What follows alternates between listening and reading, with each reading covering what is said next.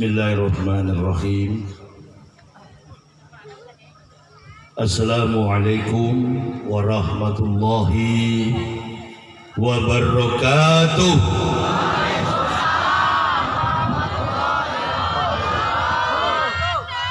Alhamdulillahillazi birabbi'il awal wajabadahu birabbi'is sani wa anzala kitaban hudan wa nurran wa anzala syaf'an minal masani yakhdi bihi man yarju liqa'a rabbih wa nailal amani. Ashhadu an la ilaha illallah rahmani wa ashhadu anna muhammadan abduhu wa rasuluh rabbani.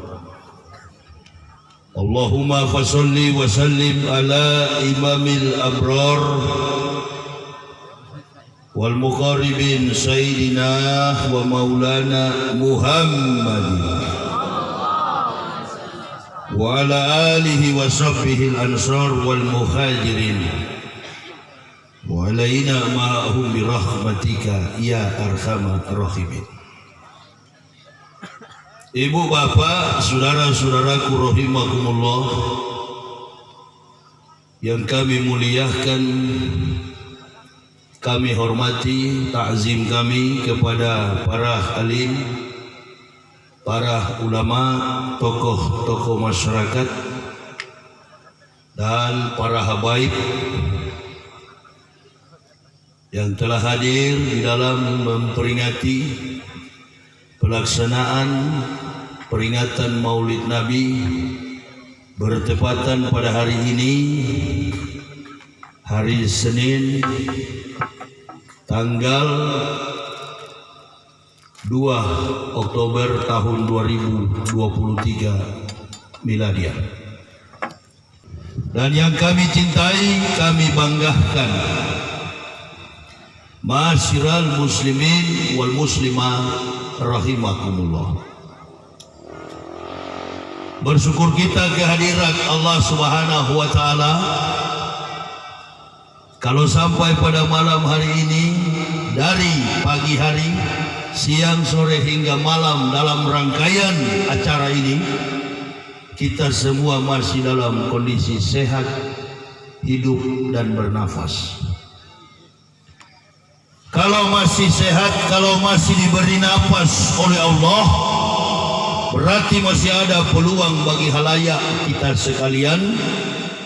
Dari jarak yang jauh, saya dari kota Jakarta, dan ada sebagian dari Cianjur, dari kota Sukabumi, sampai ke desa yang terpencil ini, Kampung Cianggrit, Desa Cibadak, Kecamatan Pabuaran, Kabupaten Sukabumi, Jawa Barat.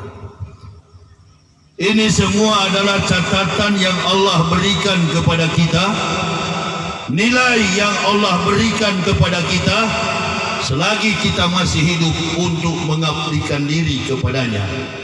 Man tamassaka bi sunnati inda fasaddi umati wallahu ajru mi'ati syahidin. Bagian daripada sunnah adalah kita merayakan Maulid Nabi. Setiap tahun kita memperingati Maulid Nabi Sallallahu Alaihi Wasallam. Ayat yang tidak lazim, ayat yang sudah kita ketahui. Seorang Muslim dari ujung ke ujung dunia pasti tahu ayat ini. Untuk memperingati akhlak Nabi kita tercinta Rasulullah Muhammad. Ada uswah hasanah, ada teladan yang baik di dalam diri beliau. Pergeseran nilai kehidupan umat manusia, dunia, dan nilai yang terkandung di dalamnya, termasuk dalam konteks kehidupan sekularisme dan modernisasi. Kita diantar pada proses perjalanan kehidupan yang sangat sulit. Apalagi 10 tahun ini, hampir 10 tahun, Umat Islam ini tertati-tati, setengah mati, berat rasanya berjuang mempertahankan negara dan terutama agama ini. Tapi kalau kita lihat di dalam tayangan media mainstream, di dalam televisi maupun dalam media sosial, pemerintah kita ini sepertinya menganggap persoalannya biasa-biasa saja. Tidak pernah sadar bahwa umat yang mayoritas ini sedang menderita.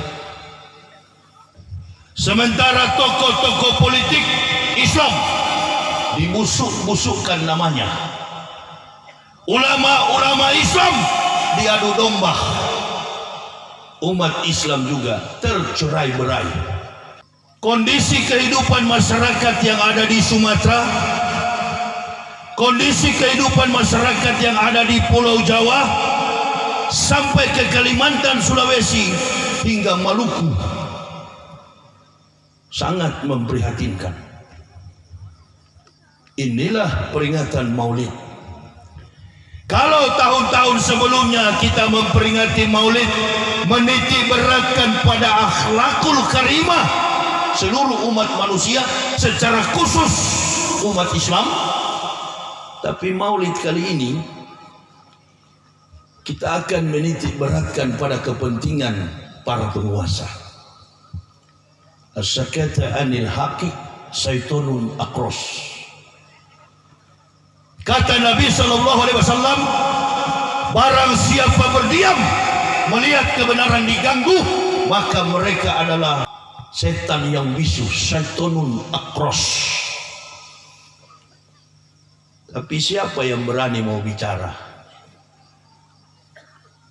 Karni Ilyas, seorang komentator wartawan senior TV One, pernah membuat sebuah tajuk judul Dialog dan Percakapan Itu.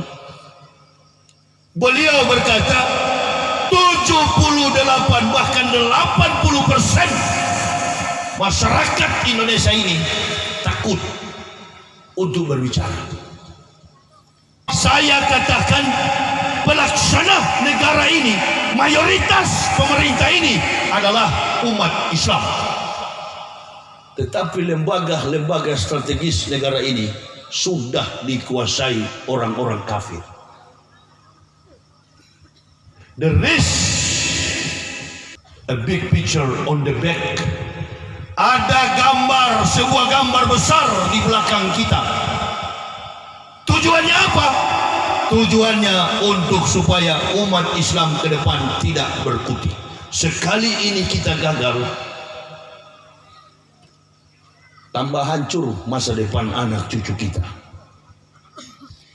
Jadi seorang pendakwah itu ketika dia berdakwah, dia meletakkan sebuah substansi dasar ketauhidan, dan yang paling penting adalah bagaimana menjawab persoalan negara dan terutama Islam di masa akan datang. Bukan hanya berbicara tentang Nabi Muhammad dilahirkan tanggal 20 April 12 Rabiul Awal tahun 571, tepatnya pada tahun gajah. Anak TK pun tahu itu. Tapi bagaimana mengejawantahkan, merealisasikan sikap, perilaku, akhlak pada diri baginda Nabi Sallallahu Alaihi Wasallam. Itu inti daripada Maulid. Walaupun ayatnya begitu-begitu saja, laqad kana lakum fi Rasulillahi uswatun hasanatun liman kana yarjullaha wal yawmal akhir wa dzakarallaha katsiran. Inti sari kutipan daripada ayat itu adalah memberikan sebuah kepastian mana orang-orang yang mengingat hari kiamat dan mana orang-orang mengingat Allah. Ayat ini kan menerangkan dengan jelas. Laqad kana lakum fi Rasulillah uswatun hasanatun liman kana yarjullaha wal yawmal akhir. yaitu orang-orang yang mengharapkan hari kiamat dan yang mengingat Allah. Pejabat-pejabat kita ini betul-betul mengingat Allah. Memang betul Islam atau tidak ada pikiran bagaimana negara ini maju, bagaimana Islam tegak ke depan? Allahu Akbar. Coba perhatikan, di sini banyak ulama, bahkan saya dengar tadi banyak habaib yang datang. Bagaimana Rasulullah dari mulai beliau lahir, menjadi bayi, menjadi remaja, sampai dewasa, hingga tumbuh diangkat sebagai Nabiullah, Rasulullah. Itu bukan bidang saya. Ibu bapak sudah tahu dari kecil pelajaran ini, dan saya tidak pernah mau mengungkap itu karena bukan ilmu saya. Saya ini dasarnya, latar belakangnya bukan orang yang dari Islam, dan saya tidak mau tahu persoalan yang terjadi dalam kehidupan kita bernegara, bahkan beragama. Islam hari-hari ini, wajah daripada Islam itu tercabik-cabik, dan pemerintah kita, pejabat-pejabat kita yang konon mereka sholat 5 waktu, datang bulan Ramadan mereka puasa, mereka pergi beribadah, mereka sampai ke Baitullah, mereka umroh, bahkan mereka naik haji. Allahu Akbar. Bukan Islam tambah baik hari-hari ini. Inilah akhlak Nabi Muhammad, dan Allah menyatakan dalam firman-Nya dalam Quran surah Al-An'am, yang terjadi dulunya difirmankan kepada Rasulullah, sekarang terjadi di Indonesia. Diutus para penjahat-penjahat kelas kakap. Wa kadzalika ja'alna fi kulli qaryatin akabira mujrimiha liyamkuru fiha. Dan demikianlah kata Allah, kami jadikan di satu negeri, kami mengutus pembesar-pembesar yang jahat, akabira, pemimpin-pemimpin jahat. Saya tidak ada urusan dalam organisasi Islam manapun. Sejak 2006 saya masuk Islam, sekeluarga mengucapkan la ilaha illallah Muhammad Rasulullah. Ibarat bangunan, kami berdiri di atas bangunan yang kuat, pondasi keimanan yang kuat. La ilaha illallah. Ini kalau bagus tersusun, Allahu Akbar. Datang badai, datang tofan, datang puting beliung, bangunan keislaman kita kuat. Tapi hari-hari ini, Allahu Akbar, fitnah dan keserakahan, sumpah serapah terjadi di negara kita. Ini penting sekali untuk kita berdakwah kemana-mana, lawan kebatilan itu. Karena kalau kita berdiam, satu kali ini saja kita gagal, ampas.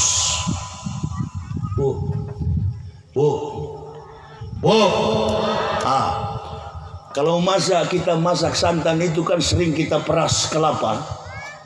Mana yang kita ambil, ampasnya atau airnya? Ampasnya tidak berguna, useless. Ini dia. Kita baru tonton kemarin, kaget kita. Bahkan negara ini, Allahu Akbar ya Karim, satu sosok pemimpin yang sebentar lagi sudah mau turun dari tampuk kepresidenan, anak-anaknya yang tidak punya reputasi dan kompetensi kemampuan untuk mendidik masyarakat dalam konteks politik, ribut sekarang soal kehilangan harta di Indonesia, soal minyak dikorupsi, soal minyak goreng dikorupsi, dan semua sumber daya alam.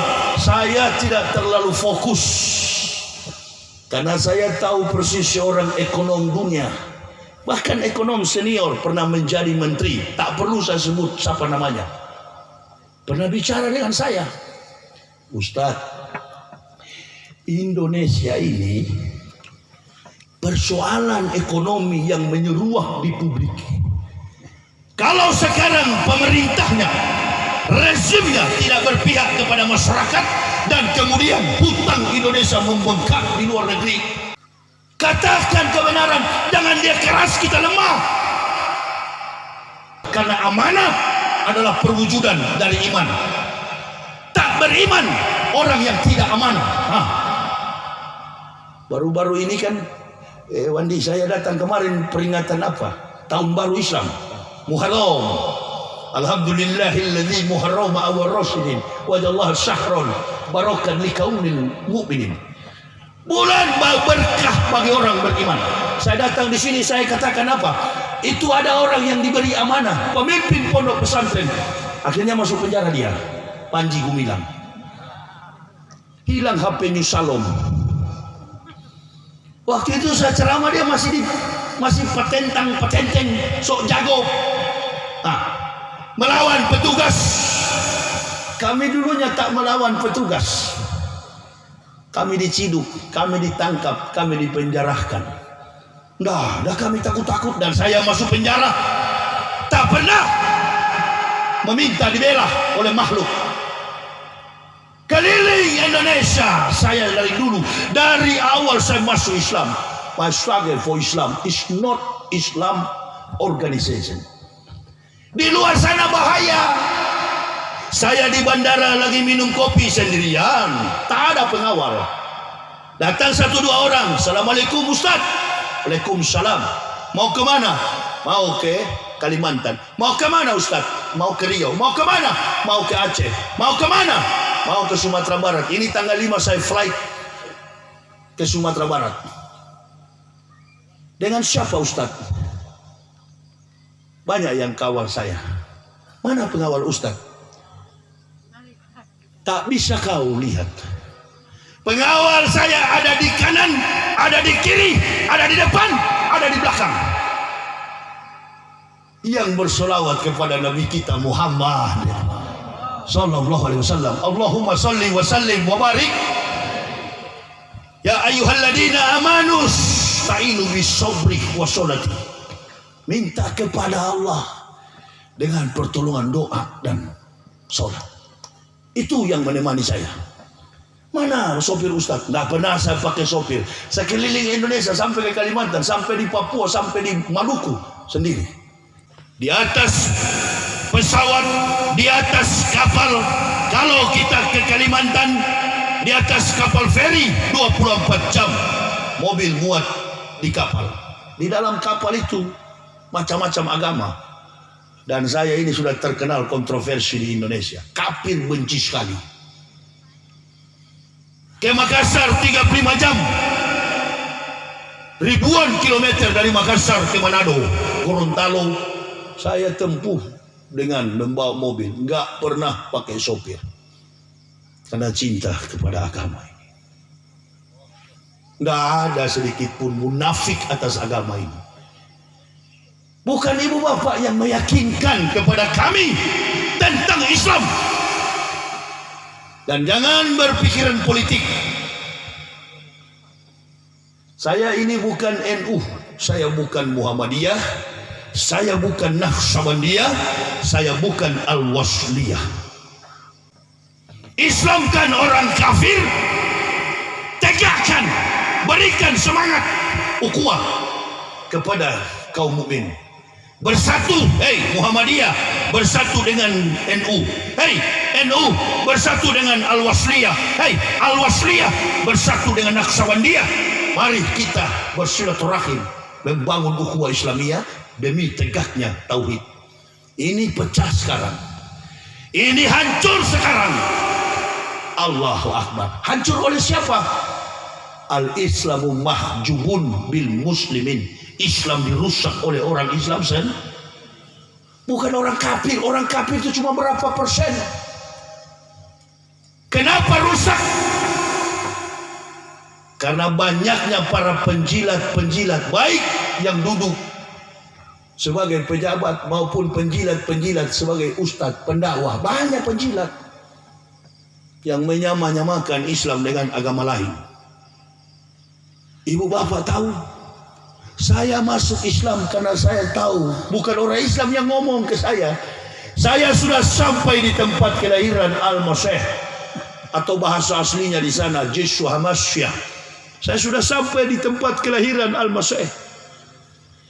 Beliau dilahirkan ke dalam dunia ini memberitakan Injil untuk datangnya peringatan kita hari ini. Nabi tercinta Rasulullah Muhammad sallallahu alaihi wasallam. Tapi di Indonesia kan sudah salah ajar.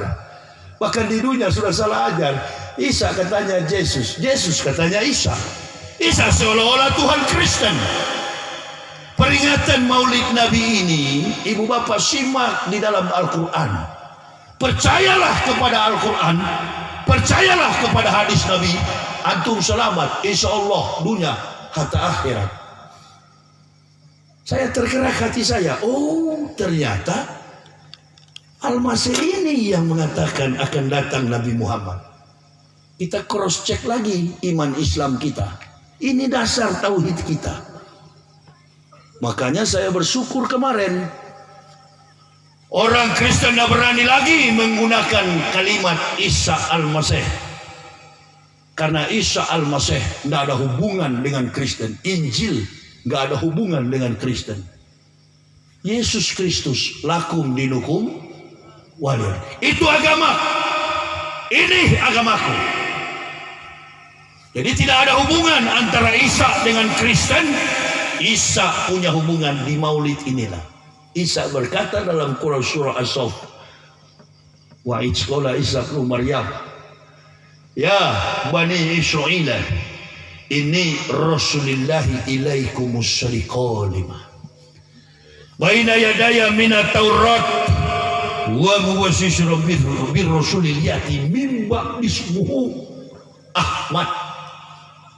Falama jauh bil bainati qalu hasa syihrun mubin. Ayat yang ke-6 surat 61. Runtuh keimanan saya, runtuh kemusyrikan saya, runtuh habis kekafiran saya.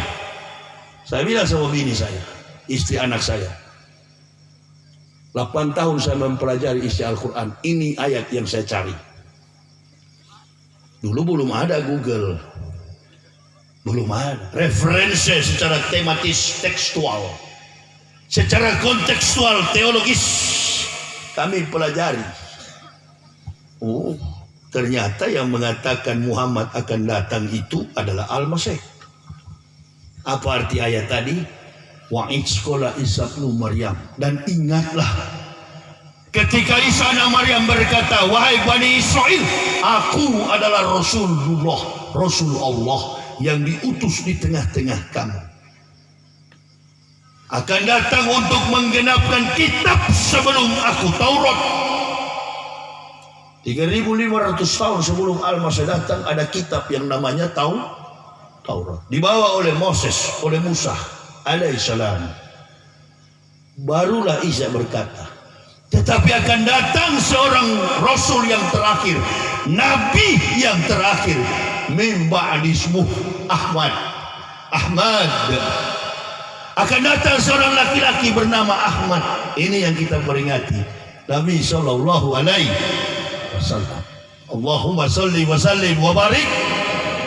Oh, berarti Ahmad ini adalah nubuah dari ucapan pernyataan Al-Masih. Sudah salah orang Islam ini. Kenapa kalian menganggap Isa itu seperti orang Kristen menganggap Yesus? Saya bersyukur kemarin nggak boleh lagi membawa nama Isa. Isa itu adalah Nabi umat Islam. Dibentangkan karpet merah begini. Ini karpet merah ini penghargaan dalam konteks kepada seseorang. Jadi yang membentangkan karpet merah untuk datangnya baginda Rasul, Isa sudah mengatakan. Pertanyaan saya kepada ibu bapak rahimakumullah, waktu Nabi Isa mengatakan ini, Nabi Muhammad sudah lahir atau belum? Jangankan Nabi Muhammad, kakek Nabi Muhammad Abdul Muthalib pun belum lahir. 579 tahun belum datang itu. Dan masih sampai hari ini tersurat dalam Quran surah Asof. Nah coba tolong cari, ada nggak ayat selain itu yang mengatakan Nabi Muhammad akan datang? Nabi satu-satunya di dalam Al-Quran yang mengatakan akan datang Nabi Muhammad adalah Nabi Isa. Ada ayat lain, ada Nabi lain yang mengatakan itu? Enggak ada. Justru karena perkataan inilah orang Yahudi mengusir Isa dan ibunya sampai mati wafat beliau dan ibunya di gunung Libanon.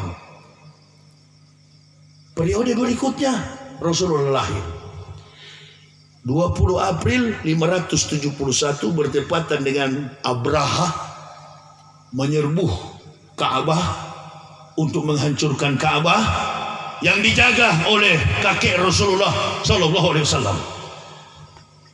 Abraha menunggangi gajah beserta bala tentara.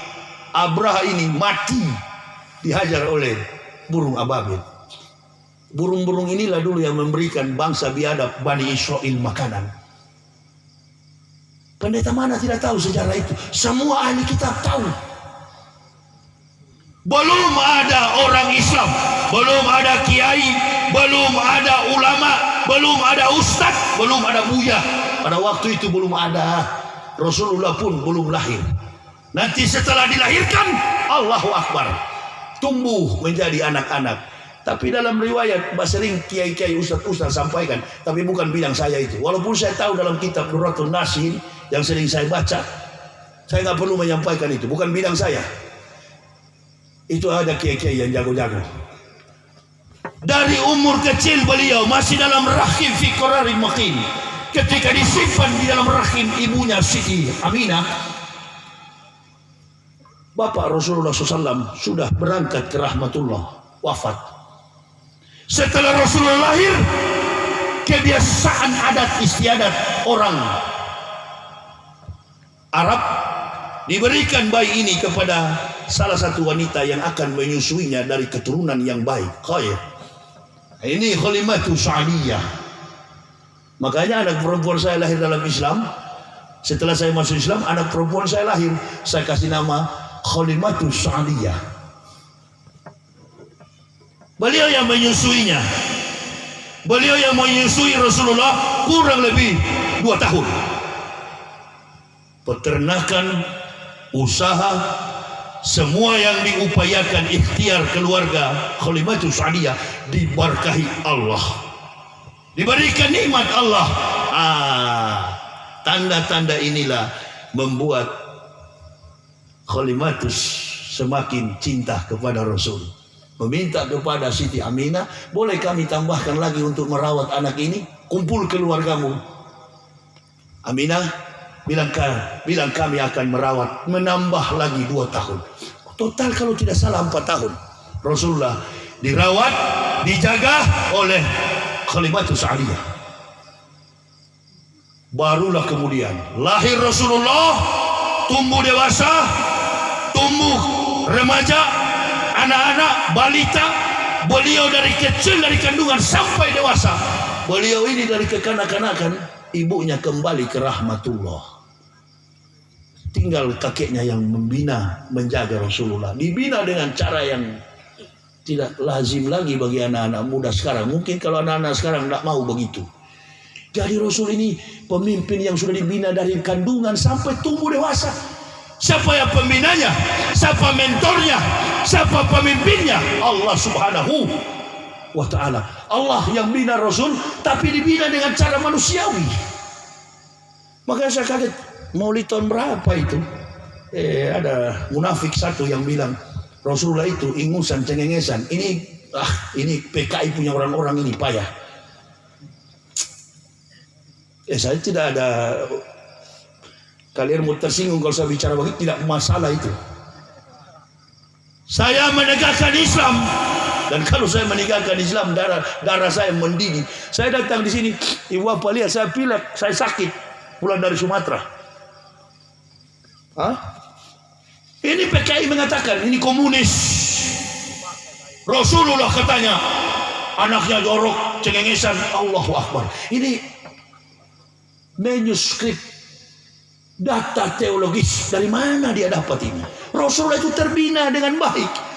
Bahkan beliau menjaga kawanan domba dengan kekuatan kakinya yang kuat, tangannya yang kuat, bahunya yang kuat, terbentuk postur tubuhnya, naik lembah, turun lembah, secara fisikal, terlatih secara militer.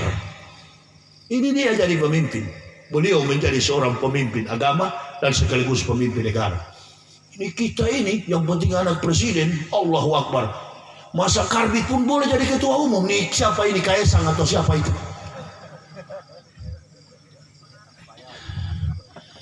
Rasulullah ini pemimpin yang hebat. Ibu bapak mesti tahu ya. Bukan hanya orang Islam yang memuji Nabi Muhammad. Orang Islam hanya memuji di kelompok kecil-kecil begini, nggak terdengar oleh publik dunia ini. Tapi seorang mantan angkasawan NASA, seorang penulis Amerika, Michael Hart, dalam bukunya 100 the Great Men in the World, catatan 100 manusia terbaik di dunia, Rasulullah SAW, good man, number one. Orang yang pertama sebagai manusia terbaik. Cari aja bukunya di Gramedia, ada itu, top dunia. Nomor yang pertama Nabi Muhammad SAW, nomor yang kedua Neil Armstrong, nomor yang ketiga Isa Al-Masih. Dari segala kompetensi keilmuan yang mereka dapati dan sepak terjang kehidupan mereka dalam studi kepemimpinan leadership ini. Makanya Rasulullah sabar sebagai seorang pemimpin. Beliau dikenal sebagai orang yang amanah. Beliau jujur, beliau tabligh, beliau fatona. Makanya saya memilih berdakwah sendiri, ibu bapak. Tidak mau berkelompok saya. Kelompok ini yang membuat kita nggak jujur. Betul apa betul? Dakwah tapi ujung-ujungnya fulus. Dakwah ujung-ujungnya minta dipuji. Bukan agama yang dipuji, tapi dirinya yang dipuji. Sudahlah. Berikatan mustawfizatan al-ruqabah. Terkapar kita di pelataran kiamat bagai seorang terdakwa di hadapan hakim. You mau berkomentar apa? Nanti kita lihat nanti nilai hidup yang kita jalankan di dunia ketika kita nanti 600 tahun di padang mahsyar. Syafaat siapa yang kita tunggu? Syafaat Nabi tercinta Rasulullah Muhammad sallallahu alaihi wasallam. Puji Nabi ini, jangan diri kita yang dipuji. Allahu Akbar. Mental kerupuk digoyang sedikit, nggak mau lagi berdakwah. Tunggu strategi. Tunggu apa? Nggak usah pakai tunggu sekarang. Kalau betul-betul kita sayang kepada agama ini.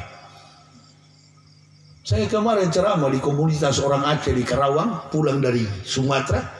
Langsung di mimbar orang Aceh saya. Orang Aceh yang ada di Karawang. Komunitas Iskandar Muda. Dengan ketua umumnya Haji Muslim Arman. Saya yang berbicara di sana.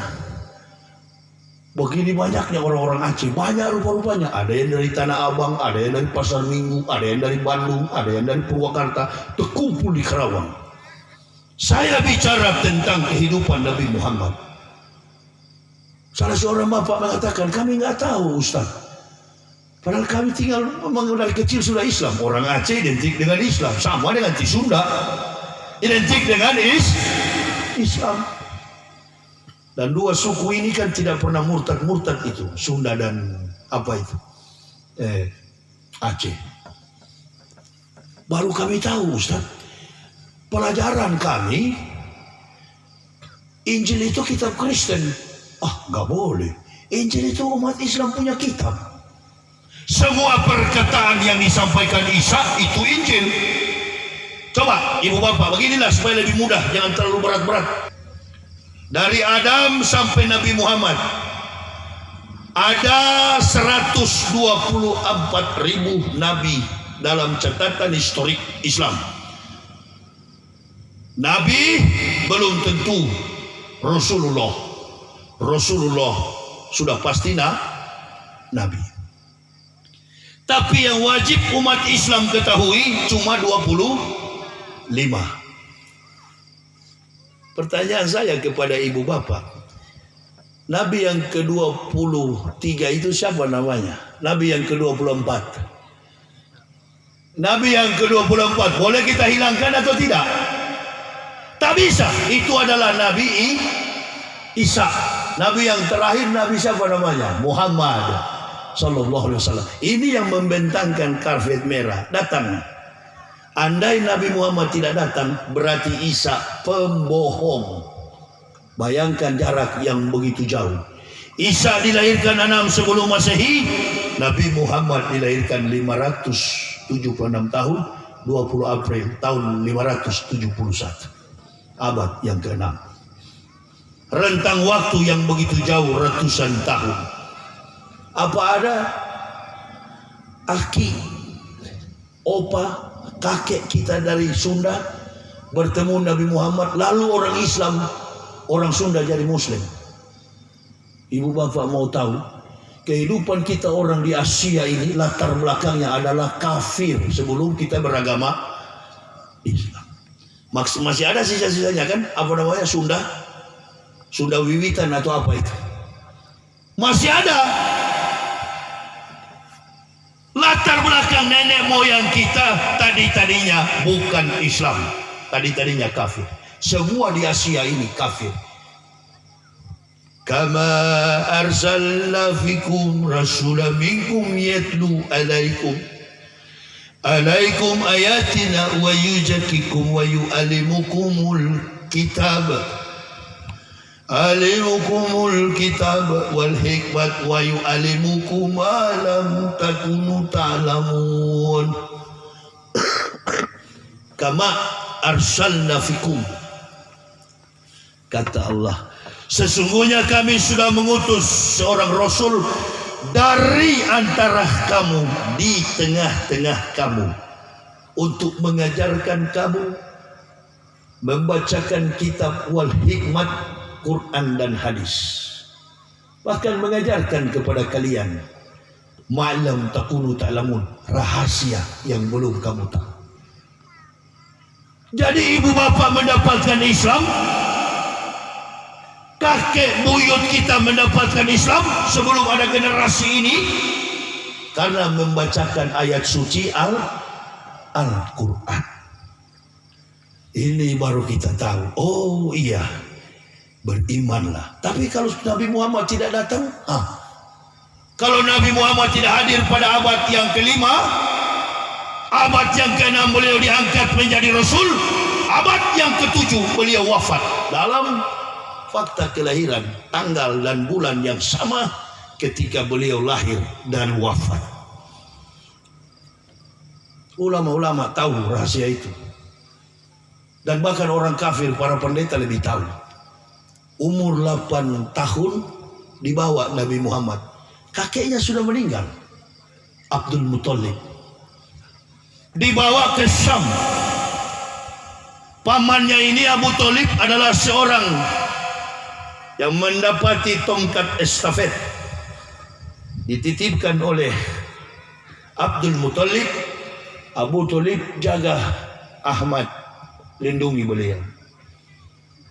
Kemana-mana Abu Thalib pergi, Rasulullah dalam masa kecilnya dibawa berdagang sampai ke Syam.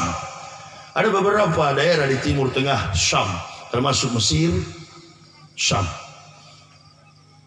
Sampai di sana masih kecil ya, belum ada orang Islam waktu itu. Rasul pun belum jadi nabi, masih kekanak-kanakan, 8 tahun. Seorang pendeta yang mengatakan, namanya pendeta Yahudi, Bukhoiroh, kemana anakmu ini pergi, dia melangkah ke kanan, dia melangkah ke kiri, ke belakang, ke depan, awan menutupinya. Peristiwa ini cuma terjadi 2 kali dalam sejarah manusia. Pertama, Israel keluar dari negeri perbudakan Mesir sampai ke Kanaan, atau sekarang yang disebut dengan Yerusalem. Kemudian yang kedua adalah awan menudungi Nabi tercinta Rasulullah Muhammad sallallahu alaihi wasallam. Bukhairah terus katakan, Abu Thalib, jangan lama-lama, bawa segera pulang anak ini ke Makkah. Karena kalau ahli kitab melihat tanda-tanda ini, mereka akan habis ini anak. Disitulah kejadian Rasulullah dibawa pulang oleh pamannya. Sampai tumbuh dewasa ke 40 tahun, turunlah apokalipsis atau yang kita tahu dengan istilah ilham, wahyu. Rasulullah mendapat wahyu dari Allah, tapi Rasulullah tidak paham wahyu yang diberikan oleh Allah. Iqra, dibacakan. Iqra, disuruh dibacakan.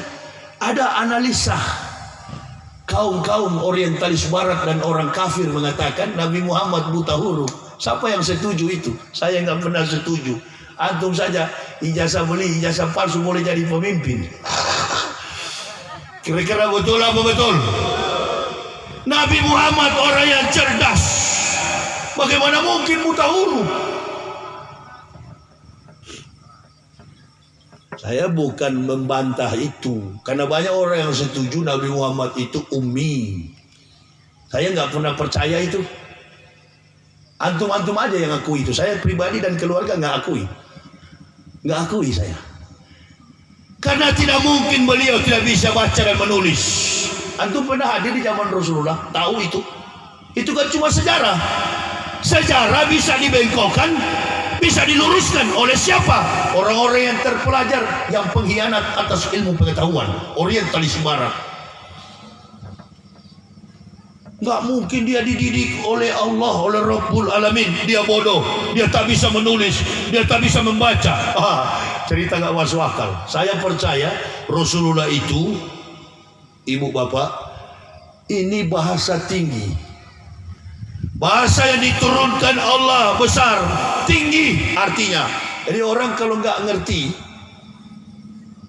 Rasulullah sendiri sebagai Nabi gemetar badan beliau waktu mendapat wahyu itu. Karena semua Nabi yang menerima wahyu pasti gemetar badannya. Lalu datang seorang pendeta Warokah bin Naufal, dua ahli kitab, mengatakan kepada ponakannya Siti Khadijah, ini adalah Nabi yang terakhir, Ahmad. Tertulis dalam Taurat dan Injil. Jadi Taurat dan Injil itu merisalahkan tentang maulid yang kita peringati malam ini. Bukan orang kafir tidak tahu, mereka lebih tahu. Dari Nabi Isa berfirman di syukuran surah As-Saff ayat yang ke-6 sampai para ahli kitab menyampaikan ini adalah Rasul Allah, ini adalah Nabiullah. Bukan cuma Nabi, Rasul. Nabi belum tentu Rasul. Rasulullah sudah pasti Nabi. 124.000 Nabi, di dalamnya ada 25 Rasul. Kabupaten Sukabumi, satu bupatinya, kepala-kepala dinas cuma beberapa orang, pegawainya ribuan. Begitulah konstruksi sistematik ajaran para nabi dan rasul. Begitu beliau diutus oleh Allah, Isa dimuliakan oleh Allah, diangkat oleh Allah. Ibunya meninggal dunia di gunung Libanon. Isa bukan disalib, Isa diangkat. Cerita inilah berseliuran di dunia. Kemudian orang tersesat. Ada yang percaya kepada agama yang mereka mengatasnamakan Isa, tapi perbuatan mereka musyrik. Turunlah ayat Al-Quran, laqad kafara allazina qalu innallaha masihu ibnu Maryam. Kafirlah orang-orang yang berkata Isa anak Maryam adalah Tuhan selain Allah. Nabi Muhammad mulai membawa Islam sampai ke seluruh dunia. Tidak sampai ke Indonesia, tidak sampai ke Amerika, tidak sampai ke Eropa. Beliau hanya berkeliling Mekah dan Madinah. Lihatlah perkembangan Islam hari-hari terakhir ini. Bahkan baru-baru ini Presiden Amerika Joe Biden dengan tangan kekuasaan roda pemerintahan Amerika, Sekretaris Negara Amerika mengumumkan Islam sudah dibolehkan di benua Amerika. Tadinya nggak boleh ada azan. Kenapa boleh? Karena orang kafir berbondong-bondong memeluk Islam, termasuk anak kandungnya George Walker Bush, mantan presiden Amerika. Anaknya perempuan masuk Islam. Eropa, Inggris, Prancis berbondong-bondong orang masuk Islam. Dan yang menjadi pilar kekuatan, tujuan daripada kekuatan Islam itu Indonesia ini, ibu bapa. Bukan Saudi Arabia, Indonesia. Karena mayoritas negara ini penduduknya adalah Islam. Persoalannya tidak ada yang mau bangunkan ketika Islam ini diganggu. Menjawab agama ini harus ada orang-orang yang punya simpati terhadap agama ini. Dan jangan cari pujian kepada orang, karena kita mau mati semuanya. Wa makkana li nafsin antamuta illa biidnillah. Kita mau ajalah. Wa mayuris sawabat dunya nu'tihi minha. Wa mayuris sawabal akhirat nu'tihi minha. Wa zanasyus syahri. Tidak ada yang bernyawa di dunia ini akan mati. Nabi-nabi yang diutus Allah, terakhir Nabi Muhammad juga kembali ke rahmat Allah. Apalagi kita cuma pengikut. Ditimbang amal perbuatan kita. Kitabamu ajalah. Kematian itu sesuai waktu yang ditetapkan.